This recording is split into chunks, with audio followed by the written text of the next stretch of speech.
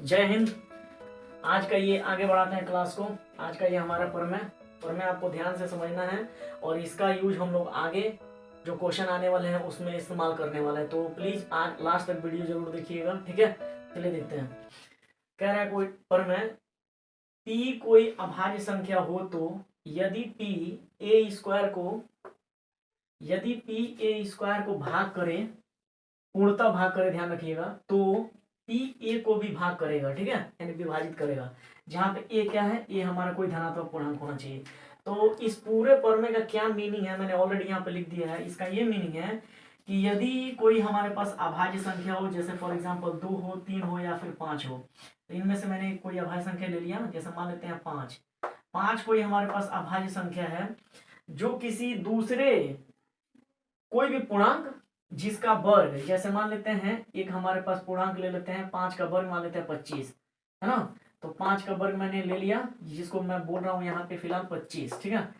तो यदि इस 25 को ये 5 भाग करे, जैसे कि आप देख पा रहे हो पूर्णतः भाग कर रहा है, तो 100% ये श्योर है कि इस संख्या, मतलब ये जिसका वर्ग बना था वो संख्या कौन सी थी, 5, इस वाले को भी भाग करेगा। तो आप देख पा रहे हो 5 को भी भाग कर रहा है। ये इस पूरे प्रमेय का सारांश है। एक और एग्जांपल से मैं समझा देता हूँ। फॉर एग्जांपल मान लेते हैं 3 है ना। तो 3 किसी संख्या के वर्ग को भाग कर रहा है, तो आप जान सकते हो कि 3 किसको किसको भाग कर सकता है। 3 को भाग कर सकता है, बट 3 हमारा पूर्ण वर्ग संख्या नहीं है, मतलब वो किसी संख्या का वर्ग नहीं है। तो फिर और किसको भाग कर सकता है, 9 को भाग कर सकता है। तो देख पा रहे हैं ये 3 का वर्ग है, तो यहाँ पे मान लेते हैं संख्या हमारी 3 है जिसका वर्ग क्या बनता है, 9 बनता है। तो आप देख पा रहे हो 9 को भाग कर रहा है ये पूरा पूरा। यदि 3 इस किसी संख्या के वर्ग को भाग कर रहा है, ध्यान से सुनिए, यदि 3 किसी संख्या के वर्ग को भाग कर रहा है तो 100% इस संख्या को भी भाग करेगा, यानी इस 3 को भी भाग करेगा, ठीक है। तो यहाँ पे आपको दो बातों पे बस ध्यान देनी है इस प्रमेय में। सबसे पहले तो ये ध्यान रखना है कि संख्या जो भाग करने वाली है वो है अभाज्य संख्या, ये याद रखना है। दूसरा ये याद रखना है कि यदि वो किसी संख्या के वर्ग को भाग कर रहा है तो 100% उस संख्या को भी भाग करेगा। इस छोटे से प्रमेय का यूज हम लोग आगे के क्वेश्चन सॉल्विंग में यूज करने वाले हैं। तो चलिए आगे देखते हैं। तो अभी हमने जो प्रमेय देखा उसका उपयोग इस वाले क्वेश्चन को सिद्ध करने में किया जाएगा। जैसे कि ये वाला क्वेश्चन है हमारा √3, जैसे कि हम लोग ऑलरेडी जानते भी हैं √3 एक अपर्मेय संख्या है। इस वाले चीज को हमें सिद्ध करना है ना। तो सबसे पहले इस क्वेश्चन को प्रूफ करने में हम लोग क्या करते हैं, इसको अपोजिट मान लेते हैं। देखिए हमने गलती लिख दिया यहाँ पे, अपरिमेय नहीं परिमेय मानना है। सबसे पहले हम इसको परिमेय एज्यूम कर लेंगे। माना √3 एक हमारी परिमेय संख्या है। अब हम जानते हैं कि यदि √3 एक परिमेय संख्या है तो इसको किस फॉर्म में लिखा जा सकता है, p/q के फॉर्म में लिखा जा सकता है। जहां पे ये p/q का फॉर्म जो भी बन रहा है वो छोटा से छोटा रूप बन रहा है, अतः हम कह सकते हैं p और q क्या है, समअभाज्य संख्याएं होनी चाहिए। छोटा से छोटा समअभाज्य संख्या का मीनिंग ये है कि जैसे मान लेते हैं 10/12 लिखा हुआ है, इसको कैंसिल आउट करके देखा गया है 5/6, मतलब छोटे से छोटे रूप में लिखा गया है ये, ठीक है। तो यहाँ पे आप देखोगे समअभाज्य संख्या का मतलब ये होता है कि इन दोनों में कॉमन क्या आ रहा होगा, एक आ रहा होगा, ठीक है। अब यहाँ पे लॉजिक ये है कि किसी तरीके से आपको ये जो कॉमन एक आ रहा है ना, कोई और संख्या आपको कॉमन ला देनी है। ये प्रोसेस पर हम लोग काम करने वाले हैं। इस चीज को प्रूफ करने के लिए हम लोग किस प्रोसेस पर काम करने वाले हैं, ध्यान दीजिएगा। यहाँ पे एक जो कॉमन आ रहा है, कोई और संख्या हम लोग कॉमन लाने का प्रयास करेंगे। यदि और कोई संख्या कॉमन आ गई तो आप लोगों को समझ जाना है कि ये जो हमने स्टेटमेंट यहाँ मान के चल रहे हैं कि p/q के रूप में बन सकता है, वो हमारा गलत हो जाएगा। और हम ये कह सकते हैं कि ये जो हमने स्टार्टिंग में माना था ये स्टेटमेंट गलत है, अतः इसका अपोजिट हमारा सिद्ध हो जाएगा ऑटोमेटिक, ठीक है।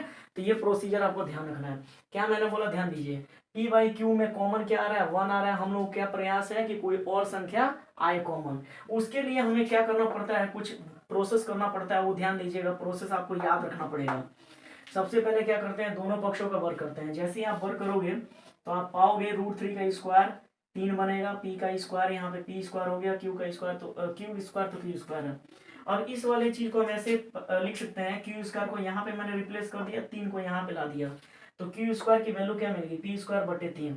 ये चीज आपको क्या बता रहा है, ध्यान से देखिए। ये चीज आपको ये बता रहा है कि p² को 3 भाग कर रहा है ना, p² को 3 भाग कर रहा है। वही चीज मैंने यहाँ पे लिख दिया है कि चूंकि 3 p² को भाग कर रहा है, अतः अभी प्रमेय जो हम लोग पढ़े हैं अभी जस्ट इससे पहले, वो प्रमेय क्या बोल रहा था, यदि कोई अभाज्य संख्या किसी संख्या के वर्ग को भाग कर रही हो तो यही अभाज्य संख्या यानी कि ये संख्या इस पी स्क्वायर वाली संख्या, कौन सी संख्या ये पी को भी क्या करेगी, भाग करेगी, है ना।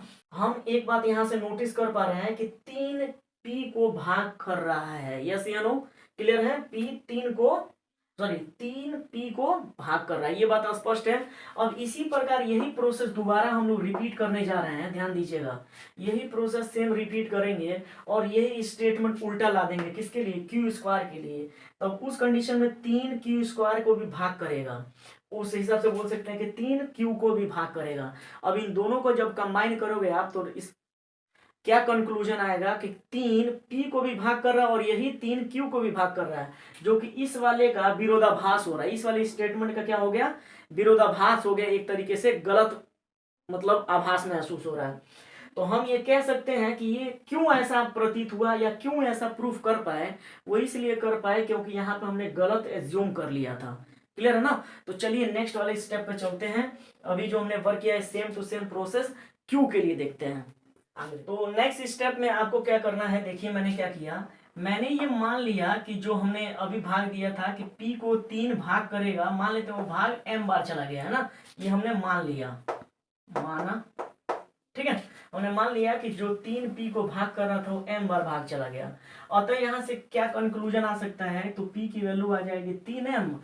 और ये जो ध्यान रखिए यहाँ पे जो P की वैल्यू आ रही है वो इससे पहले जो अभी हमने प्रूफ किया था एक स्टेटमेंट पी स्क्वायर बटे में क्यू स्क्वायर बराबर 3, उस जगह पे मैं पी का वैल्यू रख रहा हूँ। तो जैसे ही मैं पी की वैल्यू रख दूंगा तो क्या हमें मिलेगा, 3m का स्क्वायर हो जाएगा बटे में क्यू स्क्वायर, है ना, बटे में क्यू स्क्वायर बराबर में 3। और इस तरीके से कैंसिल आउट करके क्यू को यहाँ शिफ्ट कर दिया, यहाँ पे आ गया 3, 3 से कैंसिल आउट किया, 3m स्क्वायर आया, फिर 3 से मैंने भाग कर दिया तो क्यू स्क्वायर बटे 3 दिखने लगा आपको। यहाँ नोटिस कीजिएगा पहले की तरह, यहाँ पे नोटिस करेंगे आप क्या कि जो क्यू स्क्वायर को कौन भाग कर रहा है, 3 भाग कर रहा है। वही चीज मैंने लिखा है कि 3 क्यू स्क्वायर को भाग कर रहा है। वही बात आ गई कि 3 जो अभाज्य संख्या है किसी संख्या के वर्ग को भाग कर रही है, अतः ये 3 क्यू को भी क्या करेगा, भाग करेगा। क्लियर है। तो पहले जो मैंने स्टेटमेंट लिखा था इसी के तरीके से हूबहू कि 3 पी को भाग कर रहा है और दूसरा स्टेटमेंट हमने ये पा लिया कि 3 क्यू को भी भाग कर रहा है। तो ये विरोधाभास क्यों आ रहा है, देखिए आप, ये विरोधाभास हमने स्टार्टिंग वाले कथन का पा रहे हैं कि P बाई क्यू का कोई मतलब वैल्यू नहीं था एक के अलावा कि जो भाग कर पा रहा था P को और Q को, और फिर आपने क्या ला दिया यहाँ पे, P को भी भाग करने वाला 3 और Q को भी भाग करने वाला 3। ये विरोधाभास क्यों आ रहा है वो बात मैं लिखने जा रहा हूँ, ध्यान दीजिए।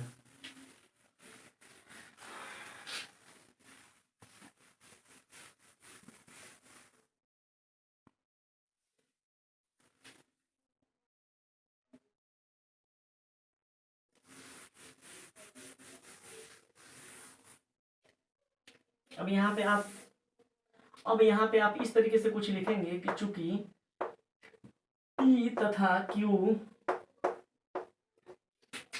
दोनों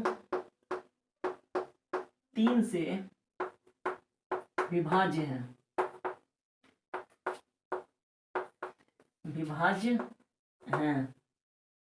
जो कि पूर्व कथन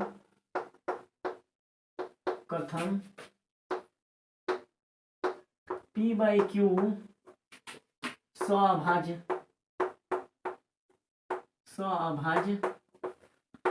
संख्याएं थी का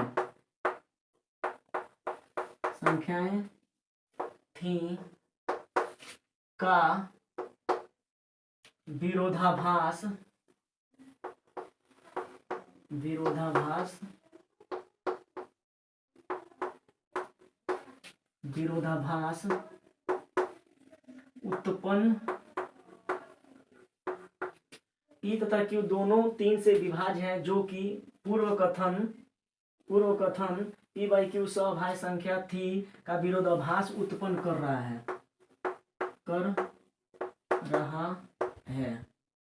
यह विरोधाभास इसलिए आया,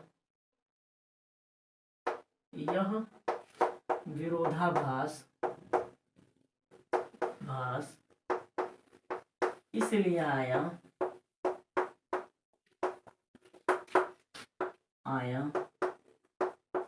क्योंकि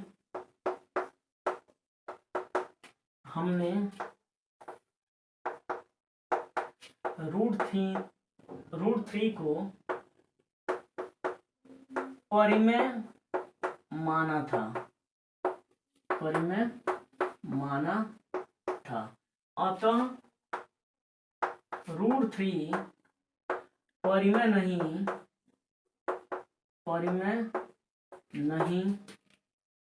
अपरिमेय संख्या है,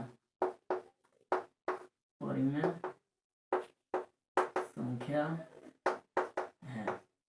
ठीक है, तो इतनी बातें आपको अब तो आपके ऊपर डिपेंड करता है, आप फिर समझ लीजिए या फिर इस चीज को आपको 2-3 बार रिपीट करना होगा क्वेश्चन के थ्रू, या फिर ऐसे जैसे आप समझ पाए आपको याद करना पड़ेगा। ठीक है, तो ये जो क्वेश्चन आता है 100% श्योर है कम से कम 2 अंक का आएगा ही आएगा आपके बोर्ड एग्जाम में, इसलिए इंपॉर्टेंट था, इसलिए मुझे भी बताना जरूरी था। तो आपको क्या करना है, होमवर्क में देने जा रहा हूं HW, आपको क्या करना है, जो कुछ क्वेश्चंस हैं और कुछ एग्जाम्पल है आपको घर से प्रूफ करने हैं, इसी पे सेम टू सेम पैटर्न पे आपको प्रैक्टिस करने के लिए प्रूफ करना है, सेम टू सेम लिखने का प्रयास कीजिएगा। तो √2 अपरिमेय संख्या है, इसको प्रूफ कर लीजिएगा। एक और क्वेश्चन है √5, ये भी अपरिमेय संख्या है, इसको आप लोगों को प्रूफ करना है। तो आज के लिए बस इतना ही, मिलेंगे नेक्स्ट वाले वीडियो में, तब तक के लिए अपना ख्याल रखिए।